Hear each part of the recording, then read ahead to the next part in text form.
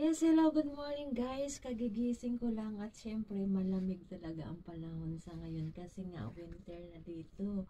December time, winter time at saka kailangan makapal ang suot. So ito warmer ko na ito at saka napakakapal na ng damit ko na ito at saka syempre meron pang inner side, pang innerwear ko at saka hindi pa yan eksakto, hindi pa yan kasya, kulang pa. So kailangan kong dagdagan pa kasi nga malamig. Kailangan natin magpa-warm-warm ng ating katawan. Huwag nating hayaan sarili nating malamigan kasi nga bawal ang magkaroon ng diferensya.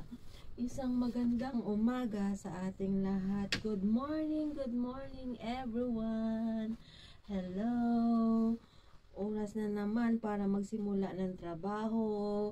I'm preparing na naman, breakfast para sa mga amo. Magluluto na naman ako ng Quaker oats at saka nilagang itlog.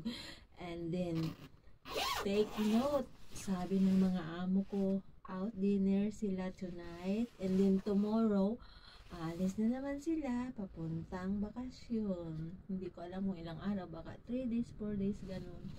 Kaya, ito na naman si Lola, mag-iisa na naman dito sa bahay. Thank you for watching guys. Thank you.